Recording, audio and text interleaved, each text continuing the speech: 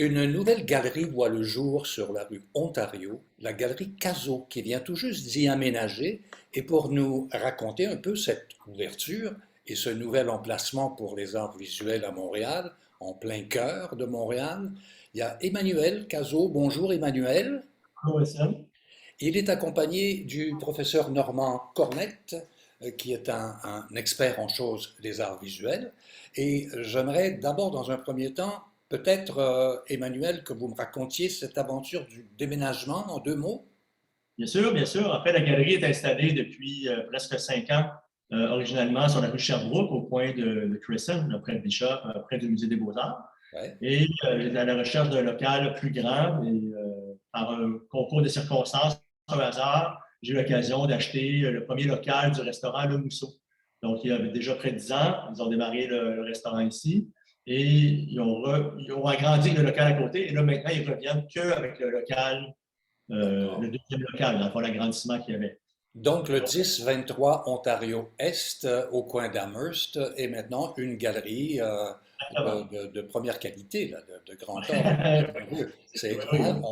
on préconise l'art canadien, l'art québécois Oui, évidemment aussi. Mais aujourd'hui, on va parler de l'inauguration d'un- d'un- d'une exposition qui a un joli titre en toute complicité. Il s'agit d'Hélène Goulet et Serge Lemoine qui n'est plus avec nous, mais qui, entre eux, avaient développé une complicité certaine.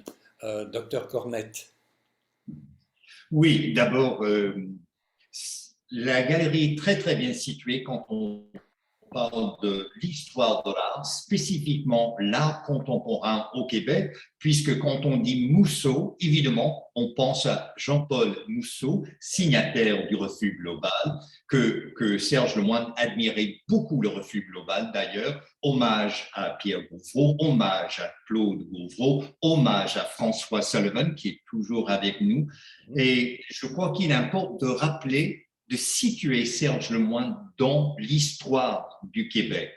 Il est né en 1941, donc il est jeune homme qui vit viscéralement la Révolution tranquille. On ne peut pas comprendre son art et je dirais même sa mentalité. C'est un frondeur, c'est un rebelle, c'est un activiste, un manifestant dont le médium par excellence, ce sont les beaux-arts. Et j'aimerais citer une phrase d'Hélène Goulet qui, elle, a eu une relation tout à fait unique avec Serge Lemoine. Et cette phrase de sa plume, parce que c'était une relation, quand on parle de Serge Lemoine, c'est le cas de le dire, on va le voir dans cette exposition en toute simplicité, dont j'ai choisi le titre en tant que commissaire invité. La relation était parfois houleuse, n'est-ce pas? Tout comme le personnage de Serge Lemoine. Et j'ai fortement l'impression que Albert Camus aurait su très, très bien apprécier le rebelle Serge Lemoine. Et Absolument. ce que j'admire dans les œuvres présentées ici en toute complicité, Hélène Goulet et Serge Lemoine, c'est que Serge Lemoine avait le génie de faire flèche de tout bois. On va voir des œuvres en bois, des œuvres en béton, évidemment des toiles, mais voici au cours de leur relation, et malheureusement suite à son décès en 1998, Hélène Goulet a écrit cette phrase.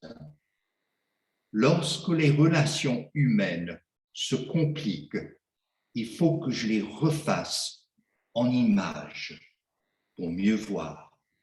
Il faut écrire le bonheur et les misères. Fin de citation. Et on voit toute la gamme des émotions, du vécu dans cette relation Hélène Goulet, Serge Lemoine, lors d'une première rencontre avec le galeriste Emmanuel Cazot, je lui ai proposé l'art d'Hélène Goulet en rapport, en dialogue avec Serge Lemoine pour, en tant que commissaire, ainsi créer une synergie dans cette exposition en toute complicité.